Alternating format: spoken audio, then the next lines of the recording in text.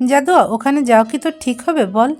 যদি কোনো বিপদ হয়? আচ্ছা, তোর মামারা আসুক রাতে, তাদের সাথে পরামর্শ করে না হয় আমরা আগামীকাল যাব। বললো। জাদুয়ার কথাই ছোট মামি সহ সোহানা, স্নেহা, রাফিন বারবার বোঝানোর ব্যর্থ চেষ্টা করে গেছে, কিন্তু আজ যেন সে কারো কথাই শুনতে পাচ্ছে না। নিজের দাদির মৃত্যুর সংবাদ সে কিছুতেই মেনে নিতে পারছে না, যার ফলস্বরূপ কারো নিষেধাজ্ঞাও জাদুয়ার কান পর্যন্ত আসছে না। জাদুয়ার এরকম উন্মাদনা দেখে সুলতানা খান বাধ্য হয়ে জাদুয়াকে নিয়ে বেরিয়ে পড়ল রূপনগর গ্রামের উদ্দেশ্যে, একজন বডিগার্ড এবং ড্রাইভারকে নিয়ে। দীর্ঘ 5 ঘন্টা ভ্রমণের পর দুপুরের দিকে জাদুয়ারা এসে পৌঁছায় রূপনগর গ্রামে। তার সেই পুরনো আবাসস্থলের সামনে, সেখানে জড়িয়ে আছে সুখ দুঃখের অজস্র স্মৃতি। জাদুয়া গাড়ি থেকে নেমে কাপা কাপা পায়ে এগিয়ে যায় বাড়ির ভিতরে। উঠোন দিয়ে দরজার সামনে আসতেই দেখা যায় চাচি পারুল বেগমের সাথে। পারুল বেগম জাদুয়াকে দেখেই হাতে থাকা সকল জিনিসপত্র ফেলে দিয়ে জাদুয়ার চুলের মুঠি ধরে একের পর এক চর বসিয়ে যাচ্ছিলেন জাদুয়ার নরম তুলতুলে গালে। ফলস্বরূপ ঠোঁট কেটে বেরিয়ে আসে রোহিত লহু। তখনই পিছন থেকে কেউ পারুল বেগমের হাত ধরে টেনে কর্কশ কণ্ঠে বলে ওঠে,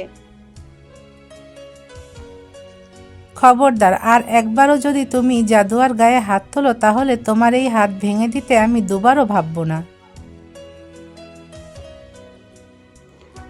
এই ধরনের হুমকি বার্তা শুনে পারুল বেগম পিছন ঘুরে দাঁড়াতেই নজরে আসে একজন বয়স্ক সুসজ্জিত কাপড় পরিহিত মহিলা।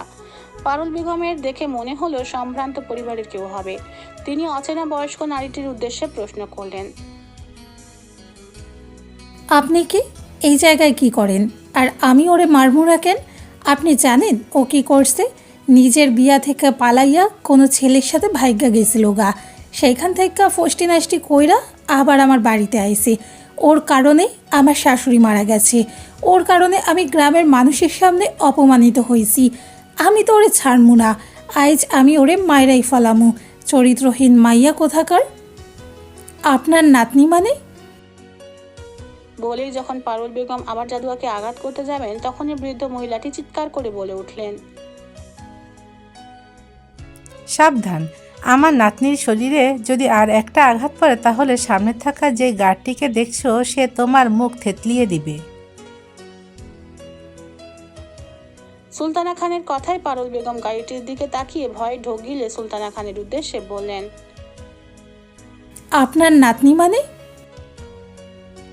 জাদুয়া আমার মেয়ে মেহেরিমার একমাত্র কন্যা, মানে আমার নাতনি। আর ও কারো সাথে পালিয়ে যায়নি, বরং এতদিন ও আমার সাথে সুলতানা ভিলাই ছিল। আর ওকে আমার কাছে যে দিয়েছেন সে হলো তোমার শাশুড়ি রহিমা খাতুন। সুলতানা খান একটু থেমে আবার বললেন, এতদিন আমার নাতনির ওপর তোমরা অনেক অত্যাচার করেছো, আমি কিছু জানতাম না বলে তোমরা এত কষ্ট দিতে পেরেছো আমার অবুঝ নাতনিটাকে। কিন্তু এখন আমি তোমাদের কাউকেই ছাড়বো না, তোমাদের আমি পুলিশে দিব। আর আমার মনে হয় রহিমা আপার মৃত্যুতে তোমাদেরই হাত আছে, তোমরাই মেরেছো তাকে। পুলিশের মারের কয়েক ঘা খেলেই সব সত্য কথা বেরিয়ে আসবে। পুলিশের কথা শুনে পারুল বেগম ভয়ে ছিটিয়ে গিয়ে হাত জোড় করে সুলতানা খানের উদ্দেশ্যে বললেন, আমরা সত্যিই কিছু করি নাই, আমরা আমার শাশুড়ির সাথে কিছুই করি নাই। উনি তো জাদুয়া যেদিন চইলা গেছিল সেদিন রাতেই বুকে ব্যথা উঠা মারা গেছে।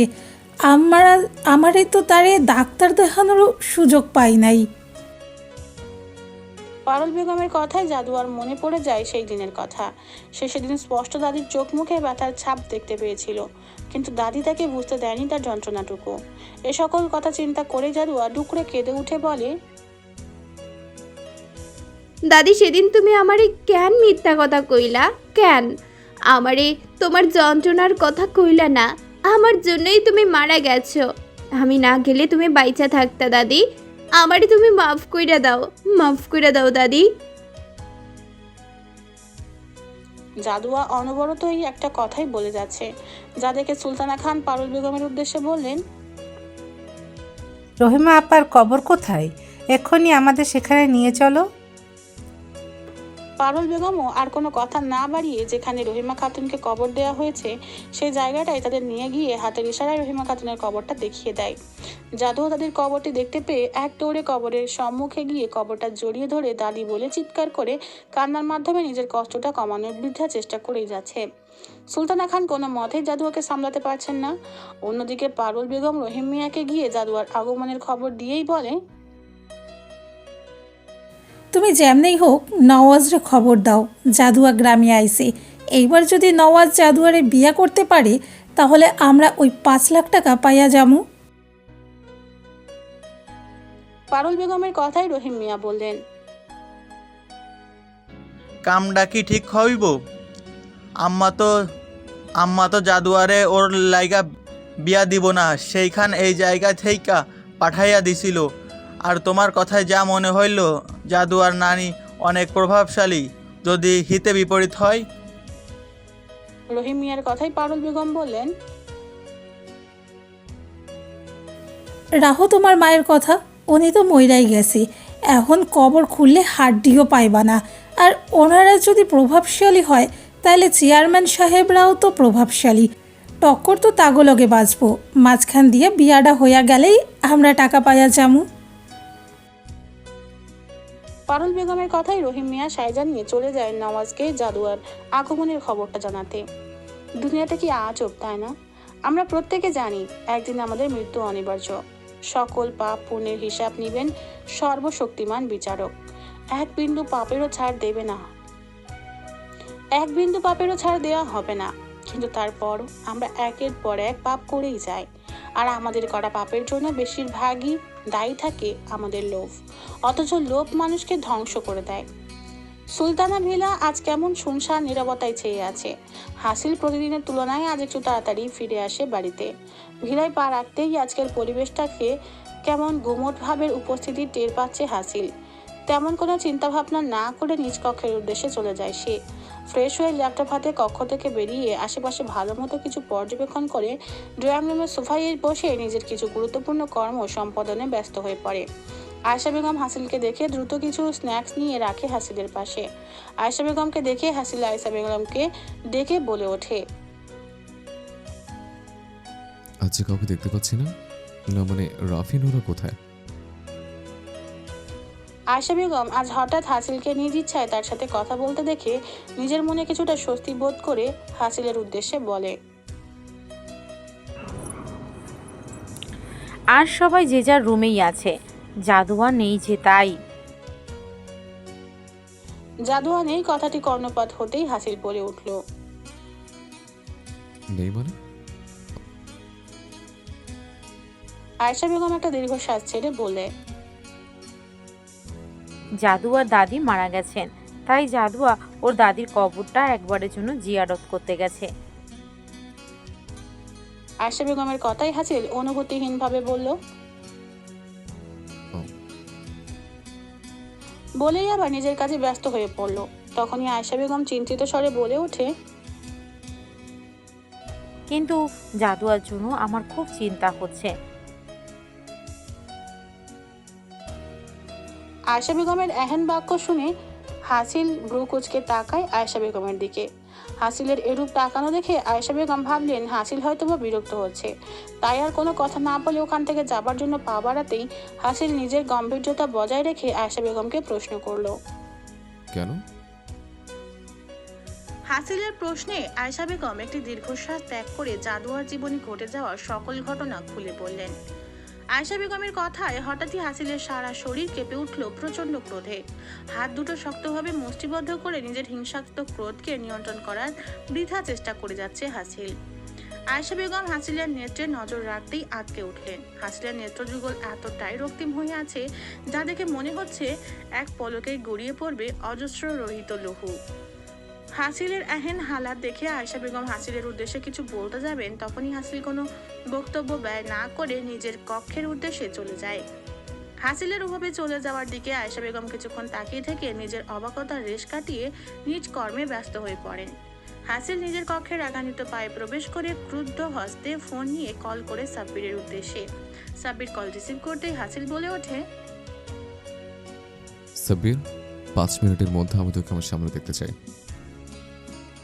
হাসিলের কথায় সাব্বির বিচলিত হয়ে প্রশ্ন করলো। কি হয়েছে রে ভাই, তোকে এরকম উত্তেজিত লাগছে কেন?